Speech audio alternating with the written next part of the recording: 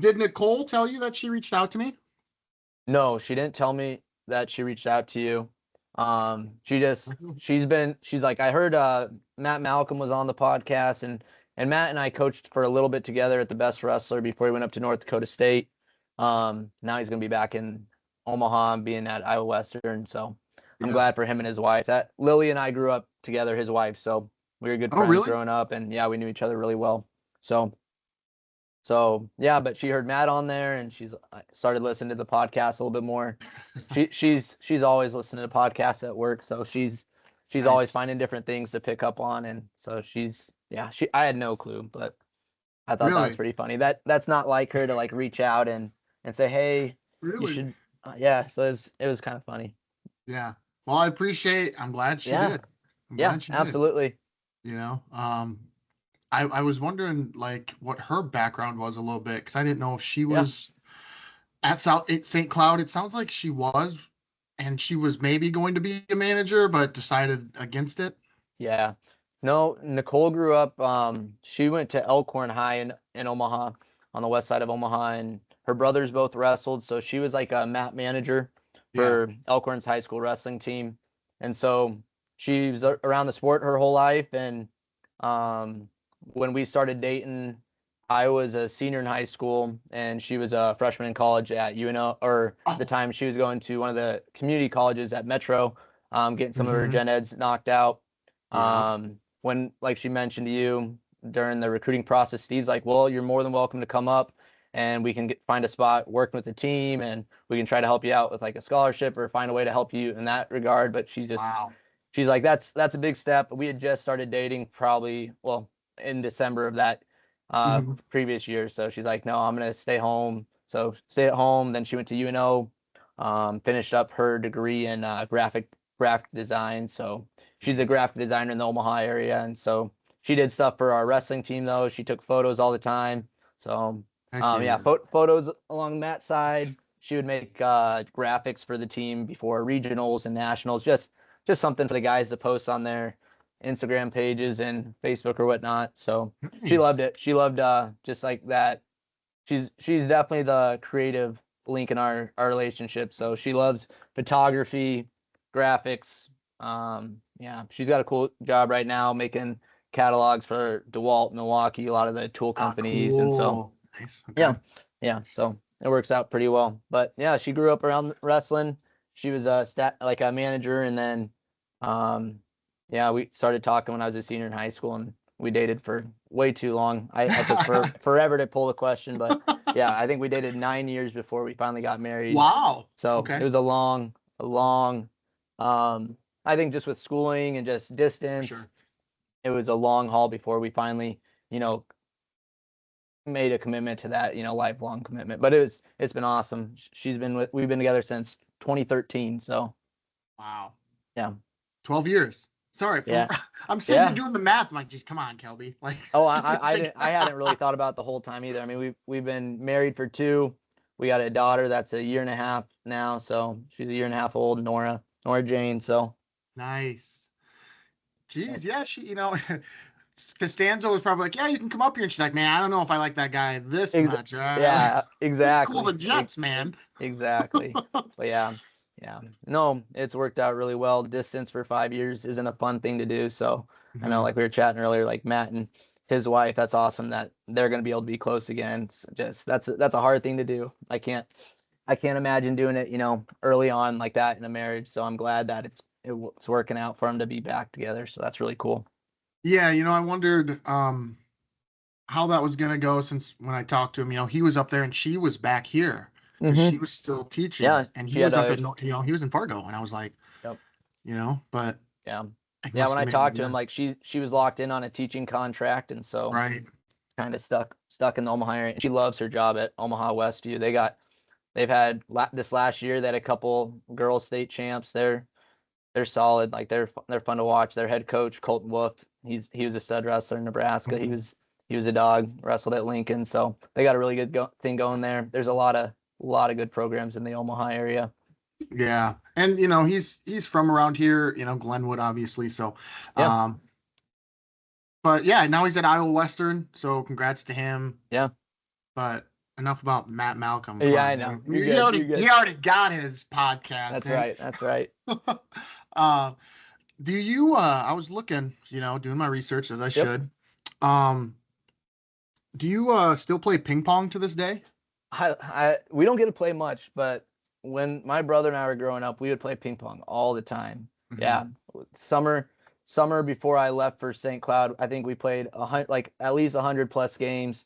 I mean, and if anybody plays ping pong, they know if you're working, you could be putting up quite a sweat and getting quite the grind on there. So Mm-hmm. no, my brother and I'd go at it. Like we kept each other sharp. Just a good fun way for us to stay competitive, and um he'll like hearing it. But I think that summer he finally got the upper edge on me as far as like overall wins. I think it Really? was somewhere in like the mid 50s, like mid 40s. So he Mhm. won most of those matchups. He was a very defensive ping pong player. So and he'd frustrate guys, and so it's Why? fun. Why ping pong? How did that even become a thing for you and Oh, your family? I don't know. We had neighbors that had a ping pong table Mm-hmm. next door, and they mentioned how much they loved it. And so we were asking for ping pong table over Christmas or something, and ended up Nice. getting one in the basement. Easy way for us to do something indoors during the winter outside of wrestling, and otherwise we were outside all the time playing baseball, football, you name it. Just Mm-hmm. kind of the whole gamut of sports as a kid. But yeah, ping pong.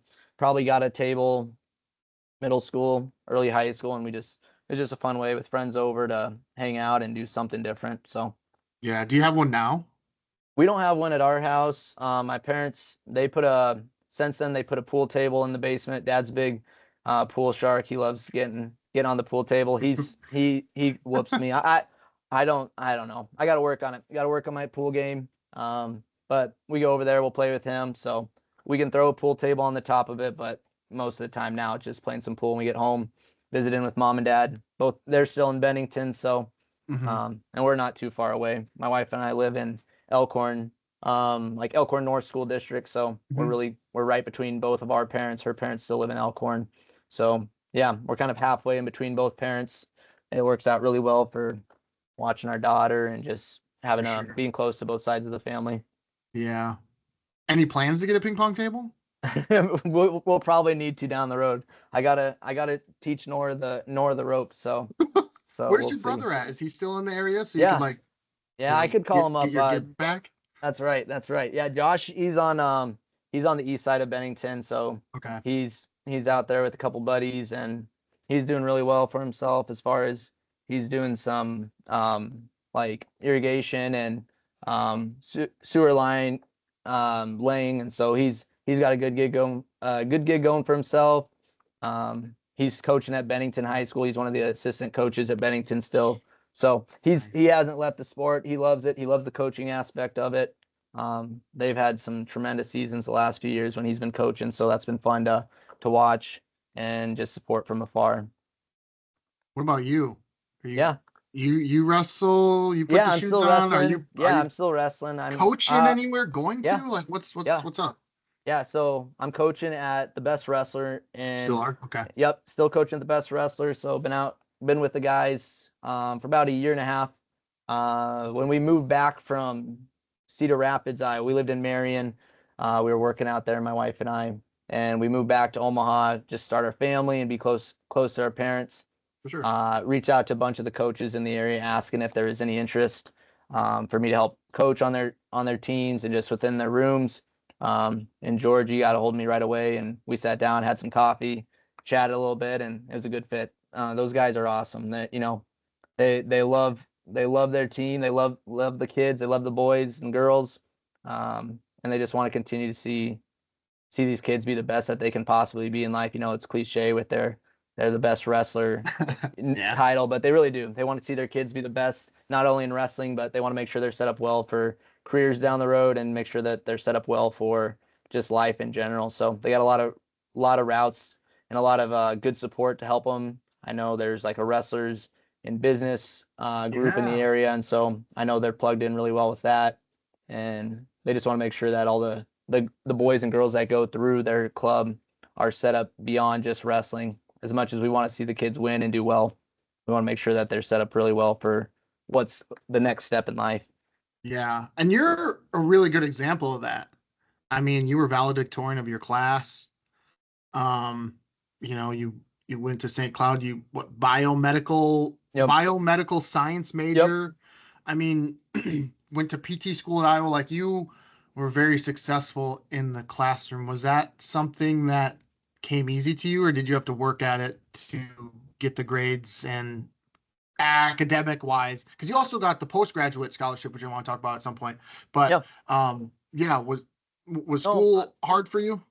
I wouldn't say it was hard, but I also wouldn't say like I was just like this insanely academically gifted individual that had this, you know, picture perfect memory and a photographic memory. Like I was Yeah. very blessed with good genetics from my parents. My mother's a nurse, did very well in college, and she's still working as a nurse in Blair at their hospital. My dad, he works alongside the radiologist. He has a fancy title, a nuclear medicine technician. But Ooh. so he gets to inject a lot of dyes and help the radiologist see a lot of cool things as far as how the body's responding to certain medications. So both parents were in the medical field. Um, they just set a really good example for my brother and I as far as work ethics, study habits, and just I think just instilling the mindset of whatever we're going to do in life and whatever we're doing, giving it our best effort and, you know, applying our all to whatever we're trying to accomplish. And so when it came to school, the goal wasn't, you know, just to coast. It was to just like within wrestling, trying to do our best, trying to dominate. Didn't always work out that way. You know, you're going to fail tests here and there. You're going to have a tough go, but What? but Did you fail bounce. a test? Oh yeah, a couple times. Like Whoa, first semester, seriously? like first semester in undergrad, there was this biology class. I think everybody in the class failed like one of the first two tests, and people were freaking out, emailing the professor like, I came from straight A's in high school. I've never Yeah. failed a test in my life. They're freaking out at him. It's like, and he curved the class. He just said, you know, like don't worry about it. You'll get better. PT school, there's like I think I failed one neuroanatomy exam and then just, you know, had to put my nose to the grindstone and figure out a way to get back on top of that grade. And the professor was Wow. awesome. He was probably one of the cooler professors that I've had throughout just my whole education. And he worked with me, you know, getting in his office and making sure we could get the grade we needed to stay on top of things and keep, you know, keep the course. But no, I think it just comes down to I studied hard. I I made sure I spent time studying during undergrad at St. Cloud. I picked up a tutoring role just to help make sure I was able to set aside time to focus on studying.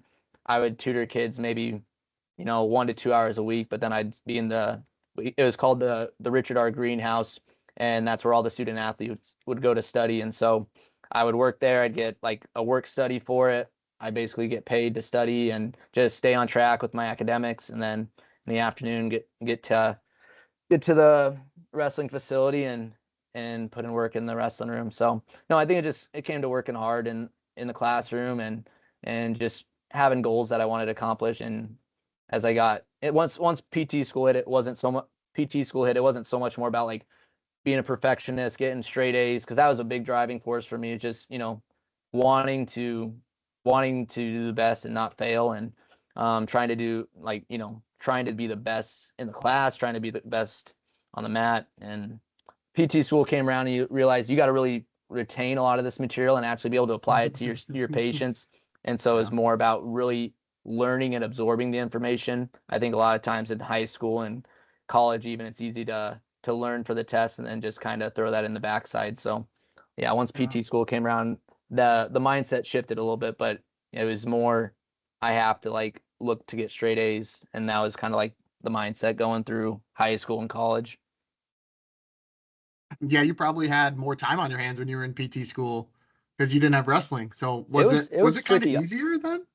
I wish I could say it was easier. I mean, like Wow. PT school, you're in the classroom for about 8 a.m. to 5 p.m. most Yeah. days. It's the University of Iowa's got a great program there, but it's more condensed than most PT programs. Most schools you're in and out in about 3 years. University of Iowa is a 2.5 year more accelerated program. Wow. And they try to do that more from a financial incentive for the Yeah. students so that they're able to get into the working field 6 months earlier than they would if they would go the 3-year plan. Yeah. And so it was condensed, it was aggressive. I thought about the transition to Iowa. I'm like, we're real close to Carver. Growing up a Husker fan, I wasn't trying to become a Hawkeye, but Yes, I thought was gonna about ask about maybe I thought about maybe trying to get in the room. Never happened. Just I didn't have the connections, and that's an excuse.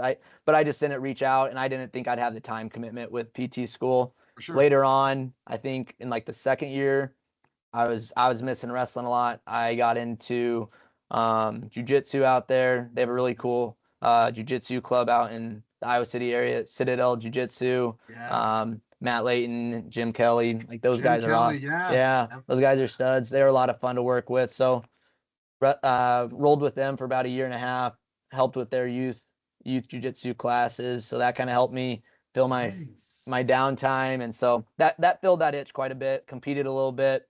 And so haven't got back to it in Omaha, just with work and helping out coaching now. It's just not been something I've pursued, and making sure I have plenty of time to spend with my wife and our daughter right now. So it's been good. Yeah, when you told your family that you were going to Iowa, what did they were they like, no, like Yeah, they were. I mean, it's a phenomenal PT school. Right now I think they're ranked second in the country with PT programs, and that was a big part of it for me. Just wanting to be around the best people and the best programs.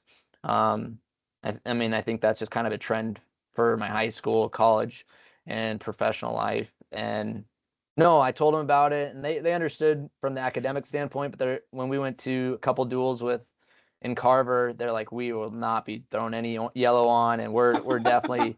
Although at the time Nebraska just wasn't quite on Iowa's level in those early 2020, 2021 season, that time frame. But man, they've stepped it up, and they've been fun to watch. But yeah, they weren't too excited about supporting the Hawkeyes. And I'm not gonna lie, like I can act like I dislike them, but like after being in Iowa, I'll cheer on the Hawks as long as they're not going up against Nebraska. Like I have no problem. I got to support the alma mater now that I paid them so much money, and I'm still paying them plenty of my money. So, but yeah, Carver was probably one of the coolest wrestling environments I've ever been in. That was phenomenal. We were fortunate enough when I was a student, I got to watch, I think it was that 2019 or 2020 Penn State Iowa duel. Kemmer took down Mark Hall, and that place was deafening. Insane. It was insane. Like, and that was the last time that Penn State lost a duel in the Big Ten.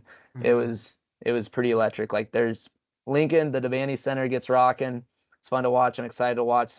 Hopefully our Bennington boy, Cale Luridson's getting some mat time this year, and he's gonna make some waves at the D1 level, and really help those Huskers for a chance at a D1 title this year. But yeah, we'll see. Devaney gets rocking, but Carver, those Iowa fans they're special. They love wrestling. They get it. Nebraska's got a little bit of ways to go before they get on Iowa's level as far as their love and respect for the sport, but it was cool. Yeah. Well, I appreciate you saying that. I'm from Iowa, so I did the reverse Brett Velasquez. So yeah. I'm from Iowa, and I graduated from Nebraska, Lincoln. Okay. Yeah. So yeah, like my parents and my uncle would always give me crap about, I'm a Husker. And at first, yeah, there was a lot of pushback. I'm like, no. But then as I did the podcast and I started talking and meeting some of the Husker wrestlers, I'm like, I wanted to not like you guys. For sure. But I can't help it. And so now, yes, I find myself rooting for him. And when like Christian Lance broke through and became an All-American, like I probably was happier for him and like Eric Schultz than I was for any Iowa guy. For sure. So yeah, I feel you on that. And same thing with like going to the Devaney Center. Like it's fun. It gets rocking. But yeah, there's levels that they got to jump a little bit here. Certainly. And hopefully like my thing is, I'm going off on a little tangent here.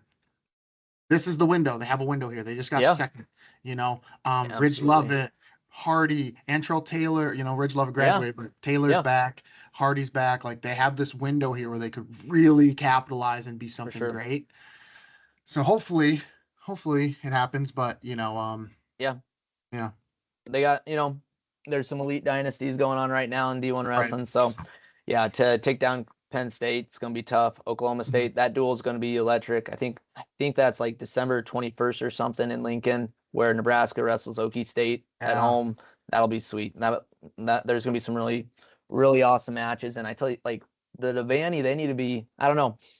It's pretty affordable to get down to Lincoln and watch a duel right Yes. now. It's like Yes. it's unreal. Like you go to buy volleyball tickets, it's it's 200 some bucks in a Big Ten matchup, and then right now wrestling, it's which is fine. We got to grow the sport. We got to keep promoting it and make it try to help it become a revenue generating sport across the country. But yeah, it's affordable. Families can go pretty easily. We went to a couple duels last year, took our daughter, so it was a lot of fun to go support in Lincoln. But that duel, hopefully, Nebraska shows out and brings a lot of energy to a tough Oklahoma State team coming to Lincoln. Yeah. And the other thing I like about Nebraska is how much you can talk to the athletes. Like when the duel's done, you go down on the floor, you can get pictures, autographs, you get to meet the athletes are so approachable. They're right there. Absolutely. Like you don't, that's the one thing about Iowa. Like duel's over, they're gone. And Absolutely. that's fine, whatever. That's okay. But Nebraska, I mean, they're down there. Yeah, the alumni are coming down. They're taking photos with the guys. They're chatting it up. Yeah, they're staying for, obviously if you have a rough night, the last thing you want to do is be standing out there talking but a lot of guys are talking to family, friends that are coming in to see them. So yeah, I agree. Just being able to be real personable. And I think a lot of that comes down to their coaching staff too. You hear a lot of these guys talking about Manning and Snyder and Delcha and Delagnev, Tervel, and they're doing great things in Lincoln. They're good people. They are. They're raising really good men down there, and I think it's an exciting thing for our state. And just with it being the only D1 program in our state, it's really cool to see them. Like when it comes to wrestling, it's really cool to see them doing as well as they are, and just have such good guys coming out of the room. Yeah. Speaking of dynasties, you were a part of a dynasty, and kind of like St. Cloud State still is hovering around that dynasty, mantra there. UNK got him this year, but like you won 3 titles in 4 years. Yeah. At St. Cloud State. Did you know when you got there, like, hey, we could be pretty special, or did you not realize it till after the fact, till it already happened, where you're like, dang, we did something special? You know what I mean? Yeah, I mean, looking at the results prior to me committing to St. Cloud, I think they had placed second 4 or 5 years in a row. And then the year that I got recruited, or the year prior to me getting recruited, they took 6th. They had a really rough national tournament. A couple guys that were capable of qualifying didn't make the national tournament. What would that have been in the 2014 national tournament? So had a down year, but like Coach Costanzo, he'd been having a track record of success at Dana College. He had won a national title in 2006. And so like he's, historically been able to transform programs that have been struggling and doing, and he'd been doing that for a long time. And the coaching tree that he comes from is phenomenal. But yeah, you saw the success, you saw what he was capable of. He was a Bennington Badger, state champ in 1990. So, there's good bloodlines there, and just having his coach, Coach Alan Picorni, coach him up from high school. And so, no, you see the level of success that Coach Costanzo and the group were able to achieve prior to me getting there. And so you're like, but it does light a fire, like this fuel to the fire. Like we want to be that first group of people to eclipse that, that hurdle. They'd come really close. I think they lost by like half a point or a point. And I think the season prior to that, like they had a few really close calls. And so, yeah, that 2015 team was really special. Getting to wrestle with Tim Prescott every day in the room. Nobody wanted to wrestle with him. Tim's really, he's a stud. Like he's tough. He's a grinder, and guys would get frustrated wrestling with him. As a redshirt freshman, I'm like, I'm only going to get better wrestling this guy.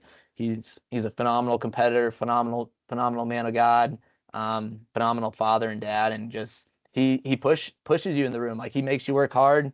He'd get under guys' skins a little bit. He had a little chip on his shoulder, which is good. You got to have that if you're going to be the best. And that year is fun to watch him go on to, compete, battle, and win himself a national title at 25. And so he was kind of the catalyst for that 2015 season.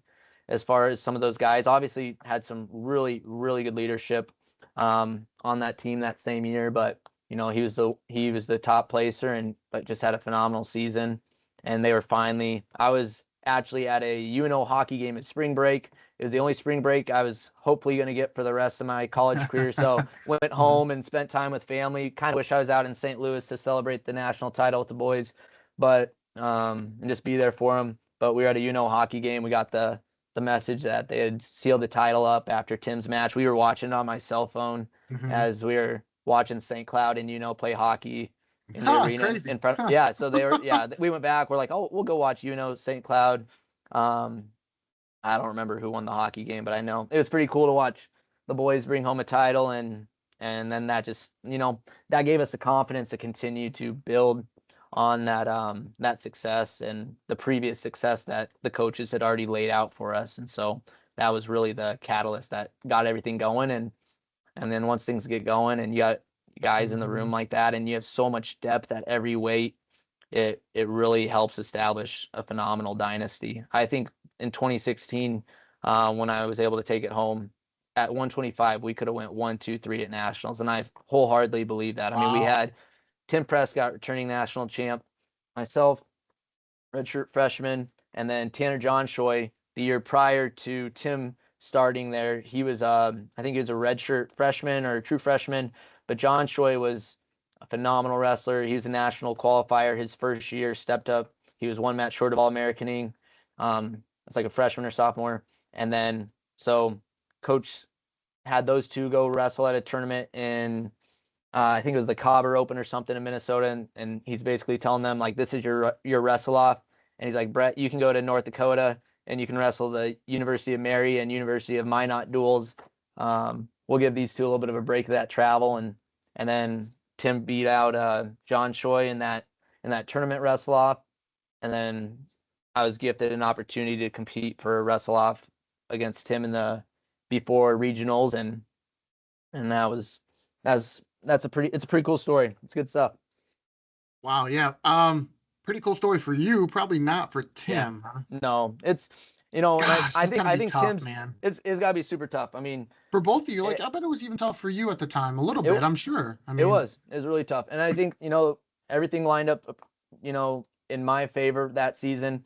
Beginning of the year, I think that was redshirt freshman year. I think I had either a meniscus injury or like a back injury. I had a couple early on, usually preseason. Just unfortunately when I got injured a few times, and it kept me from the wrestle-offs, the formal wrestle-offs. So I never got to wrestle off Tim in the wrestle-off situation. We had a tournament at the Midland Open in Omaha at Midlands College, and Tim and I are in the same bracket, and coach said Tim was dealing with a couple injuries of his own, and he's like, Brett, I'm just going to let you get a couple more matches here. And so we didn't wrestle each other at the Midlands Open in a tournament. And like I mentioned, they went off to wrestle at the Cobber Open or whichever open it was that they got their wrestle off between Prescott and John Choi. And then at that time, my only 2 losses that season were to 2 Division I opponents. And so every Division II opponent that I had wrestled against, I had beat. And coach is like, I don't know, this is a redshirt freshman coming in against returning national champ senior. Do I even give this kid a wrestle off? Because Coach Costanzo's, you get your wrestle off at the beginning of the year. There's no wrestle offs during the middle of the year. It's just wrestling tournaments. That's the way to really earn your spot and earn time in a duel. And coach does a great job of getting guys in different duels, but you have to win those head-to-head matchups or have common opponents. And we didn't really have any common opponents for him to say, well, Tim beat this guy, Brett didn't. So he's like, all right, Brett. He called me in. I guess he talked to Tim previously. He said, listen, I think it's only fair that you have to beat Tim 2 times in a row in the room. If he beats you once, that's it. If you beat him twice in a row, then it's your spot. And so I'm like, and I think being kind of naive and kind of lacking a lot of confidence at that time, and really believing in myself, I said, that's fair. I wasn't going to argue it. I wasn't going to, he earned, he's the champ. He earned it. That's fair. And, leading up to the wrestle offs in the room, Tim was getting his licks in on me. Like he was beating on me a little bit. He was confident. He was getting ready. End of the year, regionals were wrapping up or coming up, and he's getting ready to, go defend his title. We get to the wrestle-offs. I think there's maybe 2 or 3 wrestle-offs in the room, and you got all the guys. They'll come into the room. They'll hire a ref to come in. I remember some friends were up watching in the balcony. So people are just watching, seeing what was going to happen in the wrestle-offs. First match, I don't know. I think previously the week prior to that, I never throw guys. I'm not a thrower. I'm not looking for it, but we drilled like headlock defense and headlocks, and Tim came up high on a shot, whipped a lefty headlock on him, pinned him in the room, and and so first match over within the first period. I never would have imagined it being that quick. Like, would never imagine that have been the result. I know, like, throughout the season, Coach Brady Wilson was always kind of in my ear, like, you're the champ, like not against him, but he's just like trying to instill confidence in me. And somebody's like, in my mind, it was going to come down to like a 3-2, really close, like 1 takedown match. Match 2 comes around, and no takedown first period, a lot of scrambles, a lot of wrestling on the edge. I've heard, I've listened to Tim talk about it sometimes too, just to gain his perspective on the match, because I have a lot of respect for him and what he's done in the sport.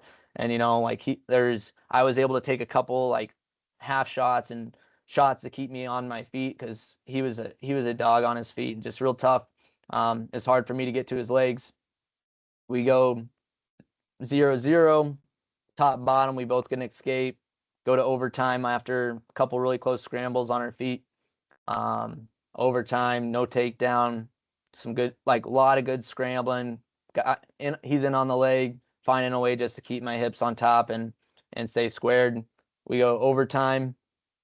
I believe he went, I'm trying to get this right. I think he went bottom. I was able to ride him out on bottom for the 30-30. And then the next 30-30 at the time, I went bottom. I got a reversal with like 10 seconds left in the match. Cut him with like 3 or 4 so I didn't give up something ridiculous. And like you said, it was really hard. I remember there was no celebrating. You could hear a pin drop in the room. Senior national champ just gets beat by redshirt freshman that hasn't even started in any big duels this year. We had national duels early in the year, but I don't know. At the time, like I said, lacked a little confidence. Coach Wilson can attest to this. Like, they asked me how Tim was feeling before the national duels finals matches against Notre Dame. I'm like, he's feeling really good, coach. Like, he's good to go. Instead of being like, ask him, like, I'm ready to go if you need me. I wasn't ready mentally to step up to the plate to compete against the top national guys at that time. I won my matches prior to that, but like mentally, I don't think I was quite ready to go there. It took, actually seeing that I could compete with like Tim and the top guys in the country and, dethrone a national champ to feel confident enough in myself to really build that momentum and go for it. But I remember, being in the room, kind of going off to the side, like I almost like tearing up, crying a little bit. It was hard. I went home crying, like called my parents, called my wife, girlfriend at the time, and I'm just like, this is what happened. I won it. Did I deserve it? Like, is this fair to him? Like it's not like NAI, we'd probably both be representing the school at the same time. Top 3 guys in the nation, in my mind, we could have, and 2 of us had to sit out. So it was really hard, like being as close-knit of a team as we were, not to be able to see him. But, all the credit to Tim. After that, he was in my corner at regionals. They tried to let him wrestle off at 133, and it just didn't work out. He got beat out in that match. I think it was against Jared Oftedal, who went on to be an All-American that year, took 4th, I believe. And he stepped up, he got in my corner, and he was there each and every match for me at the national tournament, just instilling confidence, instilling, trust that I could get it done. And really cool photo, really cool moment after that national championship match. Coach Costanzo took both of our arms, raised them up to the crowd. Just really special. It was really neat being able to share that moment with both of them. and seeing him be just the godly man he is, and just a phenomenal leader. And it showed. Now he's coaching across the country at different levels. I think he's at Central Methodist now, coaching their women's program. So yeah, he's doing awesome, and he's doing big things for the sport still. Wow.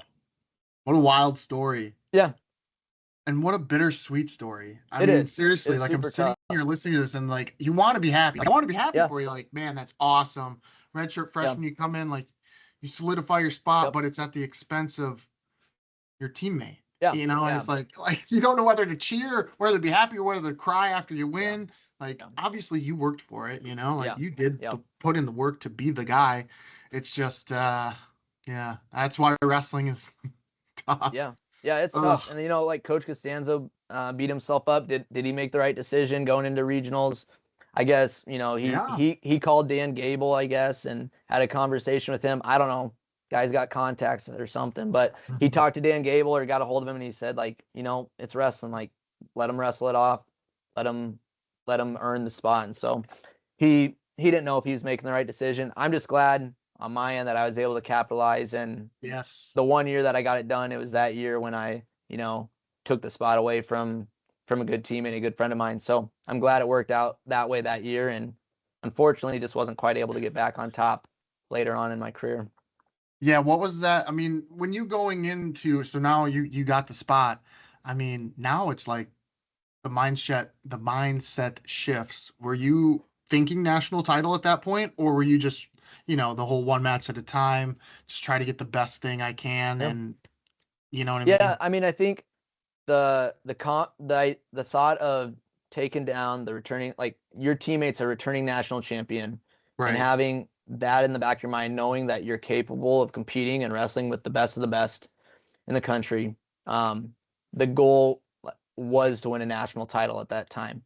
I didn't think I'd be in that position that quick. Not that I didn't have full confidence in my abilities, but just knowing how good Tim was and how practice usually went and how our matches usually went in the room, I knew it was going to be difficult to even get the starting spot. And so at nationals, I think just going one match at a time was the motto, and you hear that a lot of times from everybody. But focusing, one guy at a time. Going into the finals, I probably was more relaxed than I'd ever been going into any of my previous. Really? Yeah, it was. I don't know, like high school, going for my 4th state title. I was I was freaking out. I was Why? super nervous. I don't know. I think at that time I was just so worried about accomplishing this goal and what would happen if I didn't. It was more about like if I didn't accomplish this and if I didn't see the success, I was this close to this amazing opportunity to be a 4-time state champ I just get in my head and like what happens. I'm going up against this, really good wrestler that I've wrestled a few times and done well against, but what if he gets me this time? It just not the right mindset. In high school, didn't in college, we did a lot of mindset training with like mindset, wrestling mindset, and we really learned how to view the sport from a different lens and from more of like an attack style mindset and just going out and getting what's yours. And high school is more, I don't know. I just got really nervous. I saw a good buddy from my elementary days and Grand Island days that he was undefeated on the season. He got pinned in the state finals 2-3 matches before I was supposed to go out there and wrestle for my 4th state title. So it's like, well, shoot, if Chase Reese is getting and beating this match, and like anything could happen. This guy was dominating guys all year. So in my head, and then once the whistle blew, it was probably my, I don't know, most well wrestled high school finals match of the 4. I went back and watched those a few years ago, and just there was just a lot like good like finally like something I was happy to see on the mat for myself in those high school years. Just like it was good wrestling. It was aggressive. I was open up and scoring lots of points, and I was able to pin my way through the state tournament that senior year and capitalize on a really fun career in Bennington. So that was, but yeah, I don't know. I was really relaxed going into that national finals match. Wow. And I think that's, sometimes those nerves can really wear you down.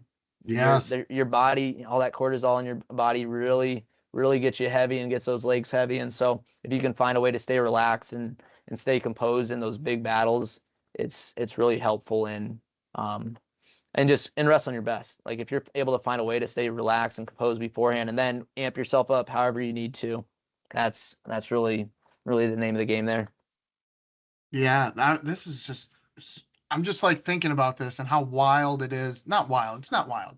But what I mean is, so you were, it just is a whirlwind. So Yeah. you are sitting here thinking like, gosh, okay, how am I going to get the spot? I'm not going to get the spot. And then you go out there and you earn the spot. And Yep. now all of a sudden, boom, your mindset has to shift from I'm the guy to, well, now I got nationals here in a couple weeks, or I got regionals. I got to get to nationals. I got to, like, there's so much, like, your expectations changed on a dime of absolutely. what the season was like.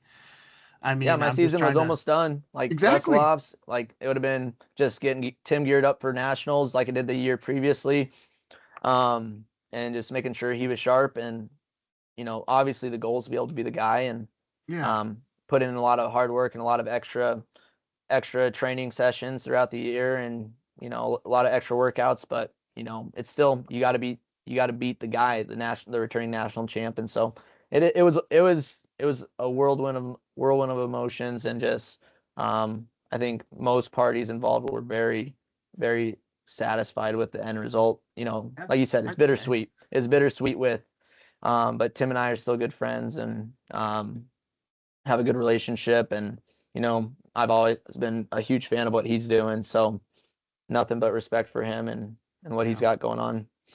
And I know it's cliche, like I always roll my eyes about, when you get the answer of one match at a time, but truly you have to go one match at a time. Absolutely. I mean, I know.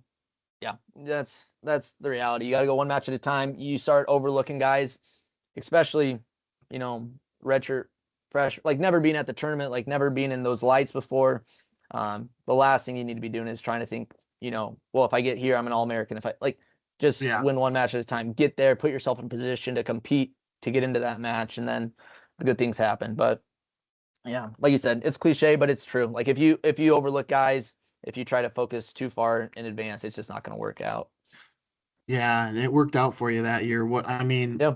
How was it that year to win a national title? Now that we know, like now that I know and the people listening know the full scope of the story of your redshirt freshman, you're like, man, what was that like to come out on top? I think I said it like in interviews. One of our audio guys, John Peterson, he did all our color commentating for us in St. Cloud.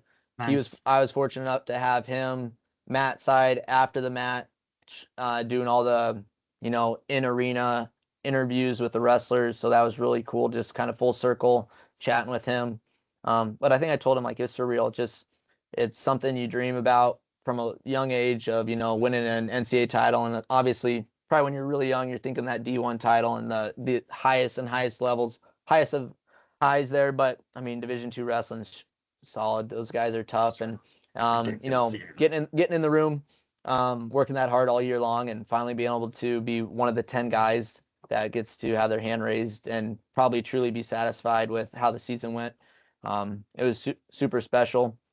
I don't spend a lot of time. Probably not enough time reflecting on how blessed I was to be able to say that I'm a national champion.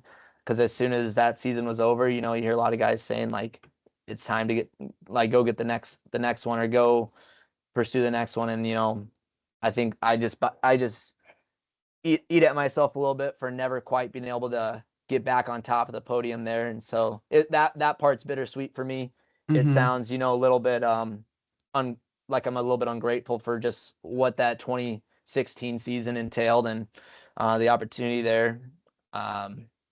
But it just, you obviously want to repeat and show that you're capable of having that kind of level of success, and not that the other years weren't good seasons and helpful and, building that dynasty and continuing that legacy in St. Cloud. But it's tough. Like, everybody has individual goals, and most of the time, there's only 10 people truly that probably reach those individual goals each and every year at the division, like in those divisions. And it was awesome to be able to do it in 2016 and to be able to celebrate with all the guys. I think that was probably one of the coolest things, just some of the senior leaders and the rest of the team celebrating the win, jumping in their arms afterwards. It was really cool. But yeah, I think it's definitely important to reflect and be blessed and on some of those opportunities, because you're never guaranteed anything in the sport. You can get injured, it can get taken away, and so definitely need to be appreciative when you do get those moments to just be grateful for doing something that a lot of people just can't say they were able to do. Yeah, you know, like the guys that come to mind, Nathan Tomasello won it as a freshman, didn't win Yep. it again. Yep. Dustin Schlater, Minnesota, won it as a freshman. I don't believe he won it again. Nick Novak won it and Yep. didn't win it this year. So You know, like, yeah. Yeah. And I don't think St. Cloud, you know, Nick's going to be the dude to break the streak, but, you know, we had multiple guys win a national title, and we just haven't had any repeat national champs. Even Cameron Teacher, when he transferred, wasn't able to get done his next year. So somebody's got to get over that hump to, you know, once somebody gets it done, the next person's going to be able to fall in their suit. You just get that kind of that monkey off your back. I think of Husker football, you know, we got this, like, losing all these close football games. Once we get that monkey off our back, you know, Husker football is going to be just fine. Same thing, I think, you know, I don't think a lot of people think about that, but yeah, Nick's going to be the guy to get that done, win that second national title in a row, in the room, and be able to get his name back up on that wall and have his banner hung with two years underneath it, which is going to be awesome to see.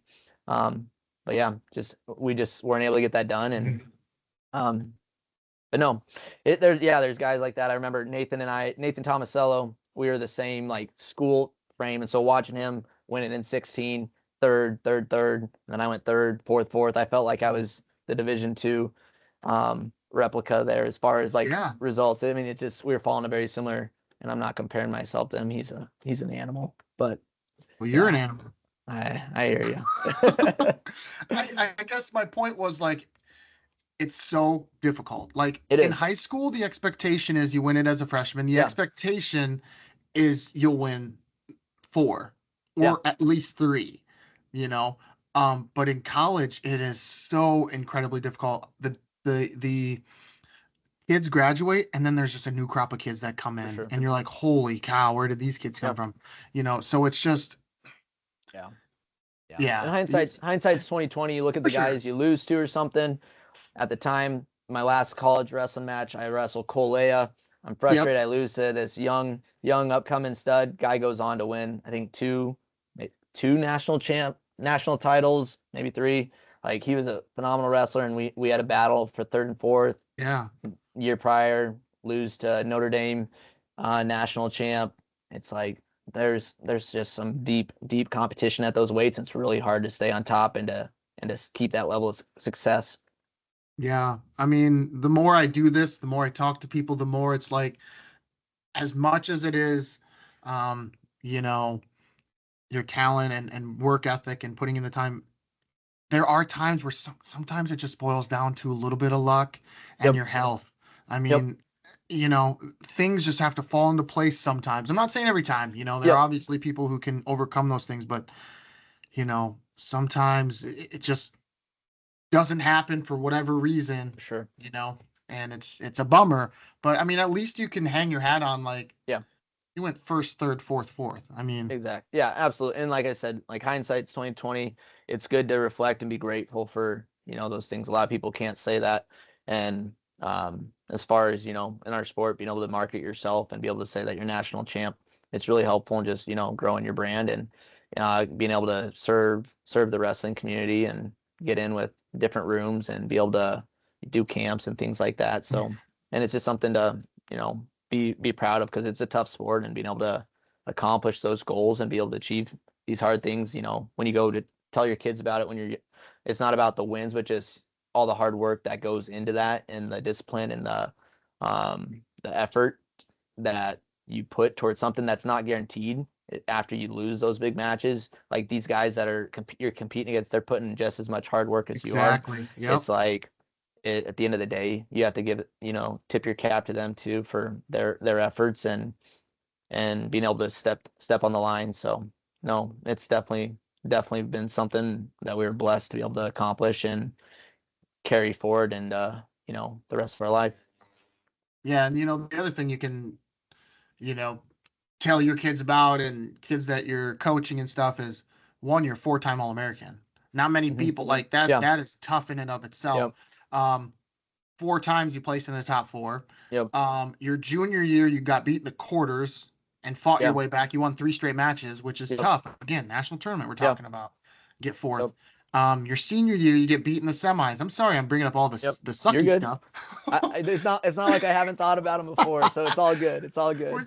Your senior year, you get beat in the semifinals to the Yeah. same guy who beat you again in your Yep. junior year. And Yep. what happens? You win on the backside, and yes, you come out in fourth. I mean, there's a lot of adversity that you overcame to get Yep. to where you got. Like For sure.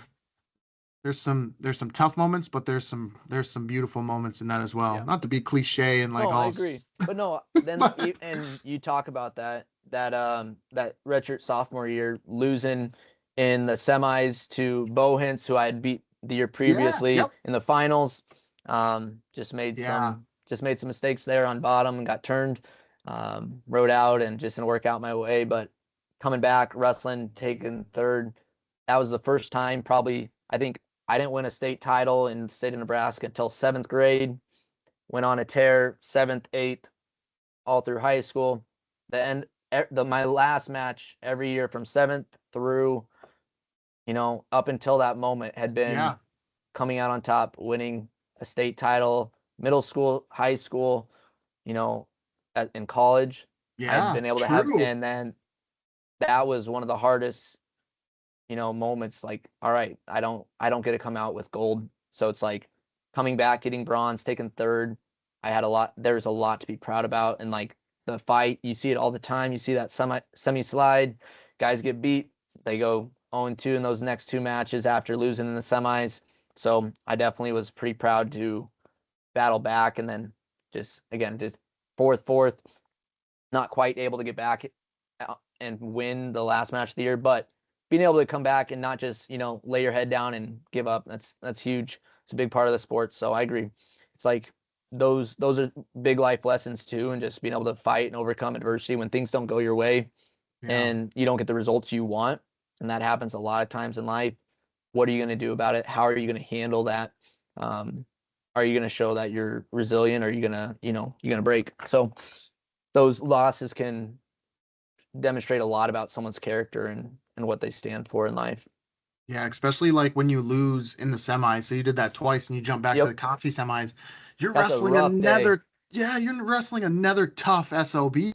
Yeah, like 45 minutes later. That's such a hard transition. Like people don't understand 45 how minutes later? like it's like Division One's, their levels whole different thing. And I think the D3 tournament's the same way as the Division 2 tournament.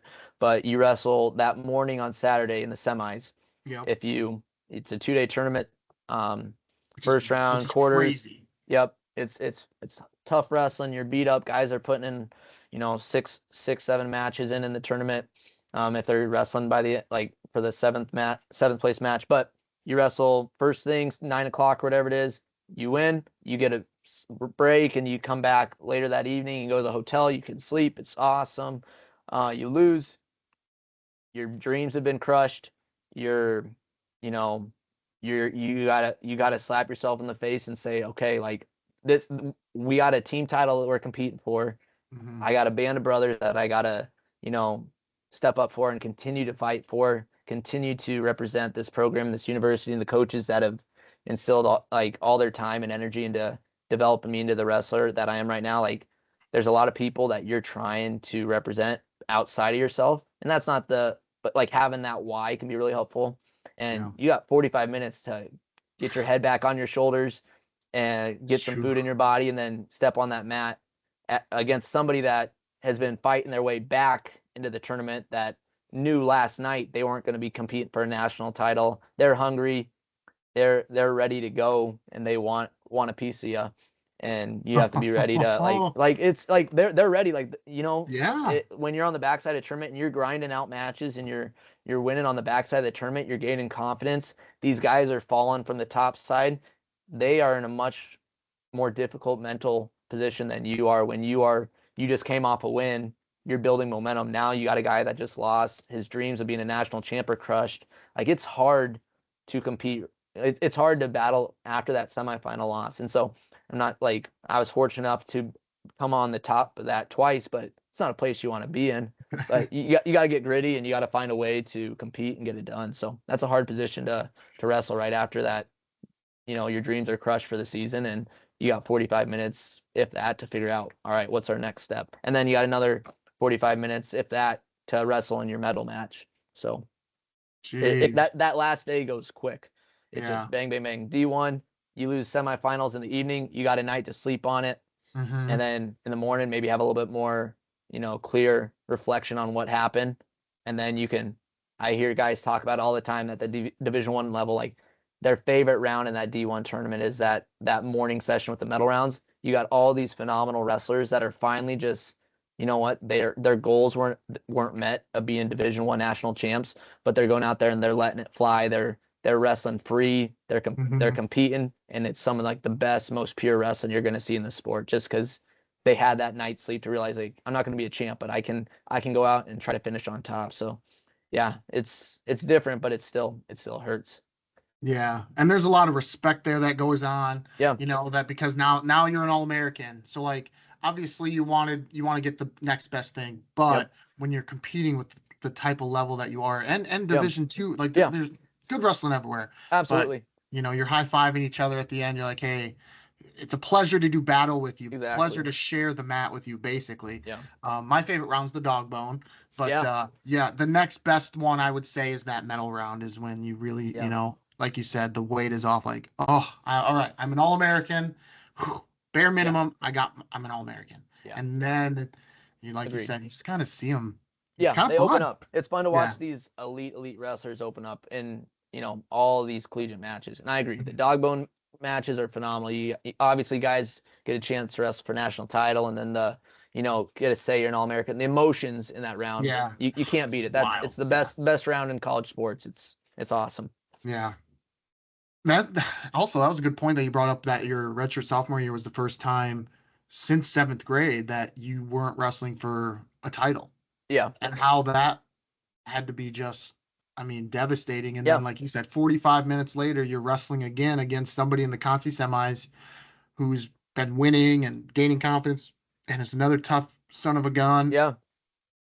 And you're like, what the heck am I doing? What's going on right now? It's like strap up the singlet, right? Like, let's step on the mat, let's go. It's like what are we, like, like you said, like, what are we doing? Like, you don't have time to cry, you don't have time to let your emotions get a hold of you. You got to strap them up, and you got to step back on that mat and toe the line and get after it. Then, that last match hits, you can let the emotions out if that's, where your heart's at. And unfortunately, like, that's where I was every year, just like after it, just, let the emotions out, just wasn't quite where you wanted to be, but you still got to compete. And then after that's done, then you can hug your family, hug your parents, hug your significant others. But you don't got time to reflect on that until the matches are over. What I want to ask you, I mentioned this earlier, what is the NCAA postgraduate scholarship? Because you earned one. Yeah. And it's like 16 are handed out in a year or something like that. Like, this is a very prestigious thing to have earned. Yeah. What is it? How'd you get it? Like, all the things. So, it goes to apply for it, you have to be going into some form of graduate education. So for me, I was pursuing my doctorate in physical therapy at the University of Iowa after my time at St. Cloud. And so you have to be going towards some extra degree, master's, PhD, you name it. So it could be probably another doctorate, whatever it is, some sort of graduate education. You have to be in the top of your academic standings in that respective field, or just like in the top of the academic standings in your sport.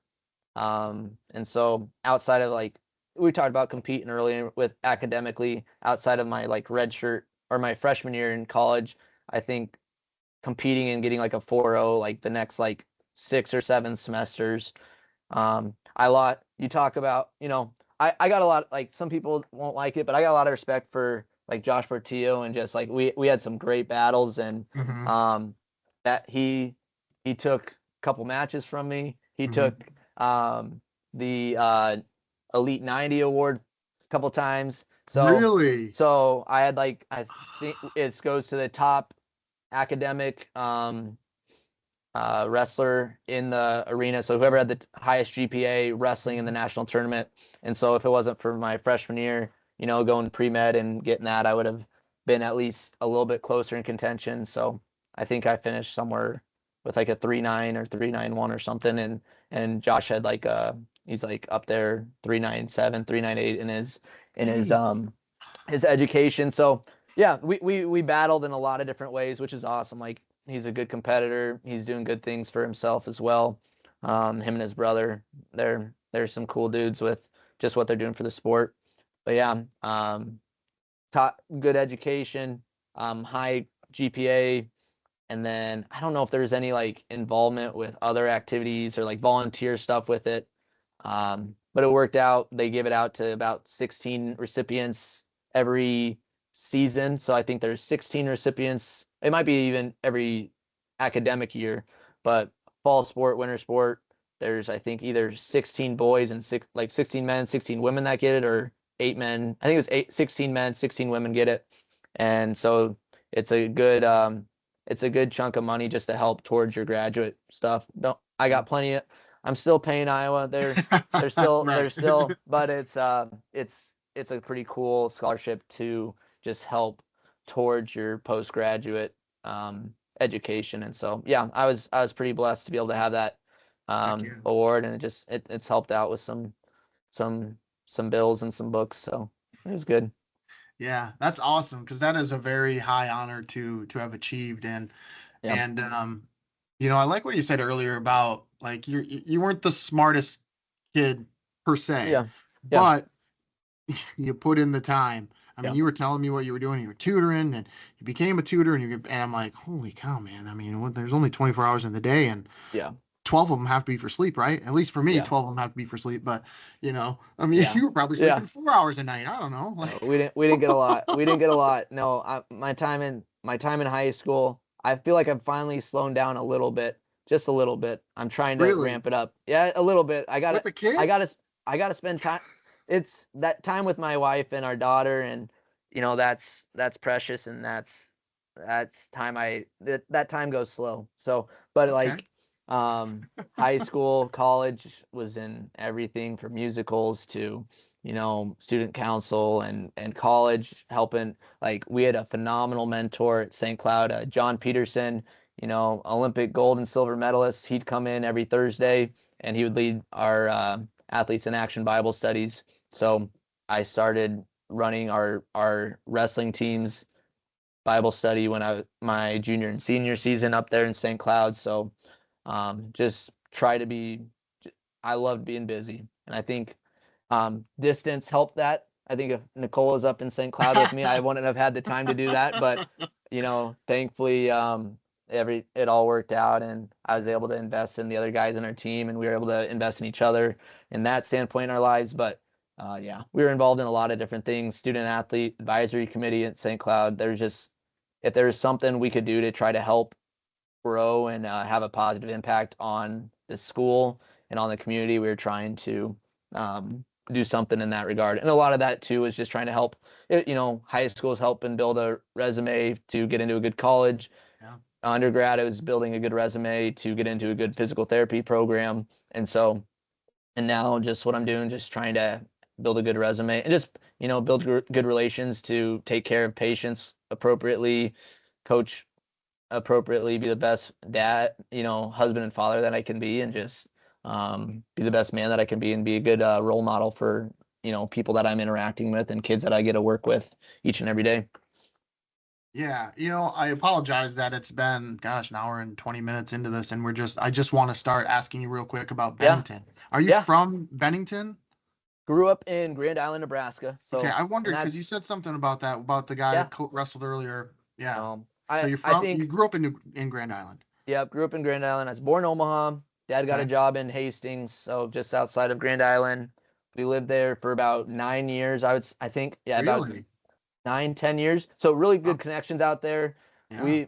I think we've been blessed, my brother and I, to be around probably the best coaches we could possibly be in our whole career. You look at just the string of coaches. Coach Reedy was one of the head coaches. Coach Rojas. We had a lot of phenomenal coaches at Team GI. You go back to that timeline and you look at the guys that came out of there. Andrew Reedy was a 4-time state champ for Nebraska. Blake Fruchtel, Trey Trujillo, Reese. Like, we had phenomenal wrestlers in that Team GI wrestling room. My dad got a new job. We moved to Bennington. Our family was furious. We didn't want to leave. We had all these good relationships. Yeah. We got grounded for the whole first summer because we complained about moving to Bennington, let alone, and then come to find we get put in one of the best high school rooms we could find in Nebraska. Alan Picorni, I mean, shoot, he just got inducted into the national coaches Hall of Fame this last year. Like, he's one of the best to ever do it in the state of Nebraska. Been super blessed to be around that. His son, Andy Picorni, was a big reason why I went to St. Cloud. I looked up to him as a role model and all he was doing at St. Cloud. The years prior to me going there, he was a 2-time national runner-up. Seeing his success and following him and having him come into the wrestling room in the winter and beat up on me when I was in high school. Hmm. And then Coach Costanzo calling him, and that's how we got connected over a summer camp that our team did. But and then being blessed to go on to another phenomenal college or phenomenal school where Coach Costanzo and all the success that he has. I mean, it's been, you know, legendary head coach after head coach. Just Alan Picorni, transformed my wrestling and just my love for the sport. And same thing with Coach Costanzo and Coach Wilson and all the grad assistants and everybody, all the coaches along the way. But yeah, Bennington was definitely a blessing to fall upon. We almost ended up in Gretna, which would have been great too. But yeah, Bennington was a phenomenal place to end up. Great coaches, great history. I mean, the stuff that Alan's been able to do and just his teams and his coaching staffs have been able to do has been really fun to watch and to follow, even since leaving and getting him back in the room and wrestling with the Luridson brothers. Alan's he's the only Nebraska coach to have those two are the first two brothers to win 4 state titles in Nebraska, and to be able to wrestle and had wrestled with both of those guys and just trained a little bit with them is an honor, and it was a lot of fun to work with those two and just all the guys that I've gone back in the room and trained with at Bennington. So Bennington's always been home. My dad, I should say, my dad helps coach the youth club. Nice. Volunteers his time to do that every winter, Good and for him. he That's he lo- awesome. he loves it. And so yeah, I I'm grateful for all that he did. He coached me, my whole life, and but yeah, he still gives back even after having 2 knee replacements. So he's still grinding. He's still Yeah. grinding. Yeah, Grand Island. Blake Cushing is there right now at Yeah, Nebraska, and he was at Grand yeah, Island. yeah, And you hear great things about him. Like, yeah. he's not getting the starts. Okay, like, there's No, a log jam there. There's some good tough kids around his way, but you hear the stories about him. Like, he's one of the toughest workers in that room. So, yeah, shout out to him. But yeah. yeah, you end up at Bennington, and so the Lordson brothers. Which Yep. one is tougher to take down, That's Kale a or that's a Kyler? great question. So they're both studs. Kale's obviously lighter. Kyler, I didn't get to wrestle Kyler his senior year. I think if I wrestled Kyler his senior year, that dude Really? Why was not? that's when I was starting to transition to wrestling with the best wrestler more. And so Okay. just time wise, work wise, didn't get to do a lot of wrestling with him. I got to wrestle the year prior to that. I was an assistant coach in Bennington, like a volunteer coach, still trying to Nice. Yeah. figure out what I was going to do in the Omaha area. And I still chat with Coach McCorney and the crew and try to get in every now and then. Like, my goal, I hope I can get back in the room a little bit. They're not banishing me for Going doing the youth stuff, but Yeah. no, I think he's tough. He's big. He's tough to move, tough to get on. Kale is so smooth though. Like that, I think I'm dodging the question, but Kale, he's so smooth. Like his hand fighting's phenomenal. Kyler, he's tough. He's got some really good heavy hands. Yeah. He's hard to move. I got the better end of him right after football his junior year, and then I don't think we wrestled later on in the year. Just didn't want to, I let him and Braxton Peacher, and I let them wrestle, do their thing. I was fortunate the better end of him right after football season, but if I would have got him towards the end of the year, like we would have been having a dogfight in the room. So I think just with his size, Kyler's a little bit, but Kale's so crisp, and he's got such good technique, and he's going to be a lot of fun to watch these next few years in Lincoln. He's a dog. So they're phenomenal brothers. I'm excited to see what Kyler does at UNK. Who knows? The way that wrestling program is, I could easily see Dalton inviting him in the room, say, hey, throw on some shoes. You don't have to commit to anything. Just see how it feels. Kyler gets, scraped up a little bit, says, I don't like that. And I could see him walking on and trying to dual sport or something. He probably doesn't want to, but he's a competitor, and I could see Carney trying to find a way to pull a 4-time state champ and said like himself into the room.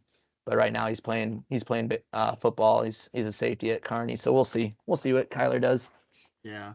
And I agree. If there's anyone that's going to be able to do it, it's going to be Dalton Jensen and like Andrew Sorensen. Like, because I mean, just look at what they did with Nick James this past year. How they kind of just absolutely. Nick they're going to be trying. To do it too, but yeah, they're going to be trying, and he's a competitor. I could easily see him, and I could see him doing very well at the collegiate level too. So if that's what he wants to do, I could see him doing it. Yeah. And how did you end up at St. Cloud State? I mean, I know that it sounds like a pretty simple answer. Yeah. You had the Picorni, Allen, Andy was at St. Cloud State. Yeah. Costanzo's from Bennington, easy but UNK is just down the road too, a couple hours. Yeah. No, I mean, as far as recruiting goes, like Augustana, like there were other schools that could have been in the mix. I don't know. No, absolutely. No, the main schools in the mix from like a recruiting standpoint, Augustana reached out to me. I had conversations with Coach Denny at Maryville, St. Cloud, and Lincoln at UNL. So Mark Manningham crew, Coach Denny, the Augustana staff. I know they're a phenomenal crew out there, and they're doing good things. And then St. Cloud, Lincoln. At the hindsight's 2020, I think Lincoln, they asked me to walk on, and after winning 3 titles in high school and beating some high level guys that they were trying to recruit from the state of Nebraska, I don't know, they wanted me to walk on, to help distribute funds. And when I look back on it, and also I think my parents told me that the scholarship that I would have earned academically would have either covered my tuition in full at Lincoln or would have been pretty close. So I don't think they were too worried about my financial situation. At the time, I just wanted to feel like, at the time you just want to feel wanted, you want to be offered something. Yeah, for sure. And I didn't realize like academically I was in that position to not have to worry about it financially. That might have changed my thoughts a little bit there. Maryville, Coach Denny reached out after seeing me wrestle. I only wrestled like 2 summers, honestly, growing up. I played all the sports. I played football. I played soccer for a year. In 12U, I played baseball my whole life though. So like summers, I loved baseball. Was a 4-year, like in high school, started all state honorable mention. I was going to ask you about that. I mean, I love baseball. Like it was a lot of fun for me. Like I was competitive on the ball field. I asked Coach Costanzo after getting accepted to go to St. Cloud if I could play baseball my summer prior to going to St. Cloud, just because I wanted to play one more summer ball with the boys, because I missed it from my freshman year. I spent my sophomore, junior year doing summer wrestling, which I'd never done freestyle, never done Greco. Did Fargo for 1 year just to help try to get college attention. And so I didn't have a big recruiting profile, didn't, have a lot of national tournaments under my belt. Carney never reached out, and in big part because I didn't do any summer wrestling. I think partially they had a phenomenal 25-pounder at the time, Connor Bowling. He's one of the best to have wrestled in the state of Nebraska. I think he's coaching at St. Paul right now in Nebraska. I might be wrong on that, but I remember watching him wrestle Gilman to a super close match. And then 2-3 years later, we're in the same bracket in the 2016 season when I'm looking to make my run. So that's, in the back of your mind, like, oh, one of Nebraska's greatest is like also in here. So like we haven't wrestled yet, but it might happen. And so I don't think they were looking for a 25 pounder at the time. They had Connor, they had a good 25 pounder. They had some depth there. So I don't think Coach Mark Bauer was looking for anybody at that time. And so it really came down to Maryville, Coach Denny, and just like his coaching legacy. Was he going to still be around when I was there? Because he's getting to the end of his coaching career. It just, he's getting older. It seemed like he might not be there all 4 or 5 years.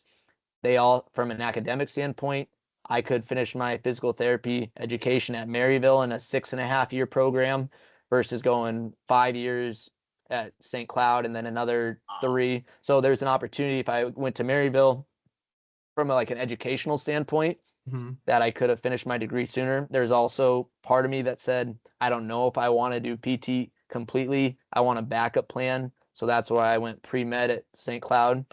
But Coach Costanzo, ultimately the biggest turning factor, because Costanzo and Coach Denny, they're so much alike. They're so personable, so easy to get along with.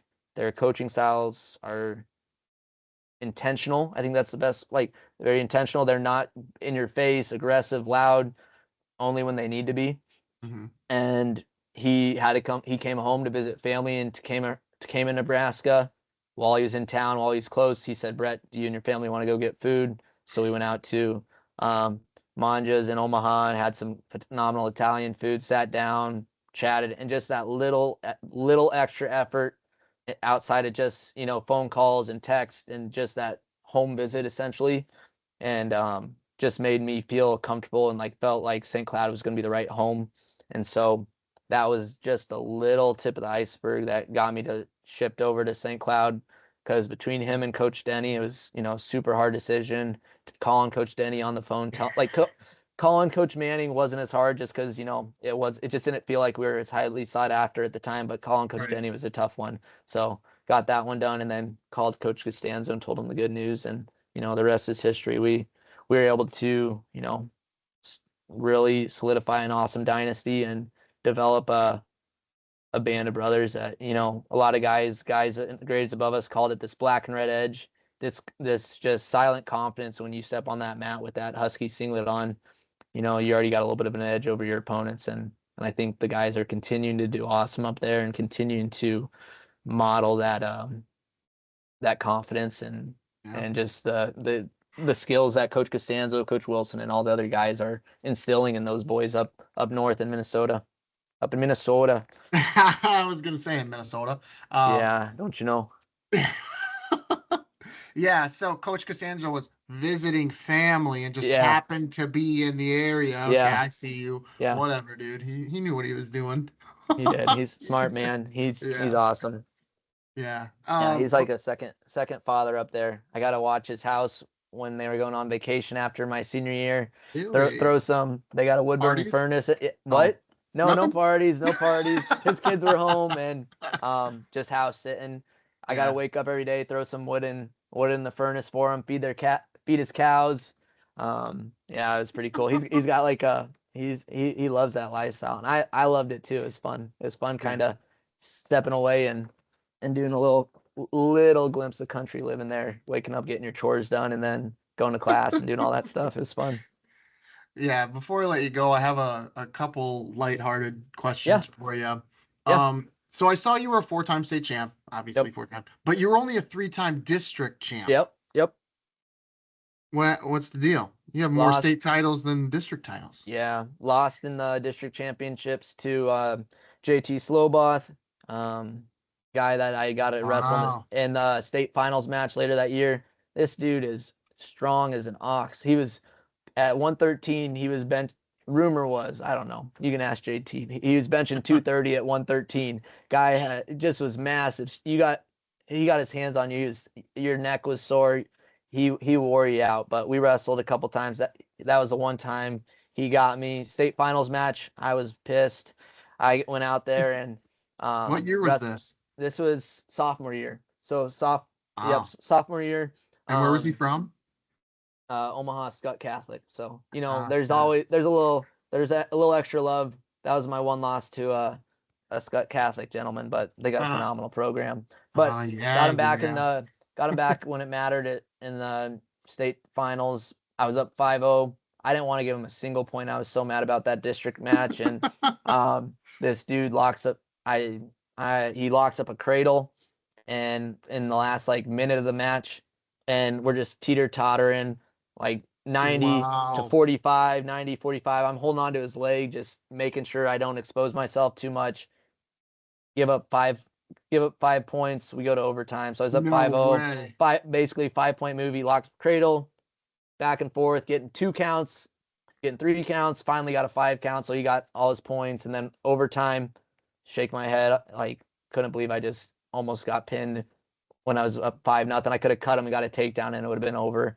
And then overtime, I think I hit like a high crotch and put him on his hip, got the takedown. Gave it. I Wow. remember giving like a Tiger Woods like fist pump like to the Yeah. crowd. Like I was jacked, but I was so mad. I was up. I just didn't want to give him a single. I didn't want to give him any points in that finals match and almost cost me. So yeah, I got it back, but yeah, that one's annoying. Just losing that Ooh. district finals match. Yeah. Yeah. Wow. There like, you talk about health and stuff, like there's stuff that, but no, he got me. He got me on that district finals, and I was grateful enough to have the opportunity. Before that match, we I was warming up in the locker room and sprained my ankle right before my finals match my sophomore year. So Doing what? we were just drilling. We didn't have the mats weren't open, and I had to get, and in the back they were full. People were warming up. I sprained my ankle in the locker room on like the carpet. Alan taped it up real quick. I think I popped like a couple ibuprofen and just said like, let's just go. And so that sucker was taped up No like a way. brick. Yeah. So, and earlier in the year, I'd wrestled him earlier in the year with a sprained ankle as well, because I sprained it at the Boys Town Open, in like the semis. Thought I broke my ankle. Went to the hospital. They said you're fine, just don't wrestle. And I'm like, all right, can I? And I had coach tape it up like a brick and wrestled the tournament finals against JT. So yeah, Wow. So you hold up. So you left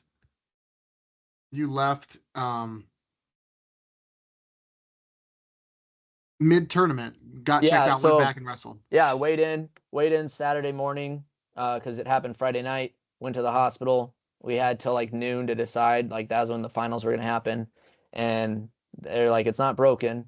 I tried to warm up on it that morning. I couldn't put any weight on it. Couldn't shoot. So I'm like, and coach's like, you don't have to wrestle this. And I was pissed because the year before I lost that tournament, and this is this huge tournament that at the time a lot of really good wrestlers, and I wanted to win this tournament really bad. And so I said, can you just tape it so I can't move my ankle? And coach is like, yeah, I'll do that. So we taped it up real good, put it up in this brace that kind of locked it up in place. And so didn't have much of a foot to push off of. But, sometimes you just gotta, I think just mentally too, just knowing, I think that helped too, that state finals match, because I re-rolled it, re-sprained it. Like, okay, we did this once already, Yeah. and we're not going to walk out of this one. So we were okay with what happened in the locker room. We just kind of shrugged that off and got out on the mat. But Yeah. yeah, JT got me. He got me sophomore year. One of the few guys I lost to Nebraska. Yeah. Last thing I have for you here is you finished your high school career with 99 career falls. Does Yeah. that ever like rile you up or piss you off that you were like one short of 100? When Like, I saw the plaque for it, yeah, that I was at 99 falls. I think like the USA Wrestling has All American or whatever, and I think I got like academic All American for like USA Wrestling in that 2014 season, and the plaque says like 171 and 4, 99 falls, whatever. I'm like, you gotta be kidding me. It's like, come on. And like, I mean, in high school, 99 falls, relatively decent pinner, cradled a lot of guys up. There's a lot of times where there's a close call, but I don't sweat it too much. But yeah, yeah. when I saw it, I'm like, come on, one more, you gotta be kidding me. And there was a couple years we were chasing pin records. We got really close to beating the school pin record. So yeah, it was a little annoying, but it's all good.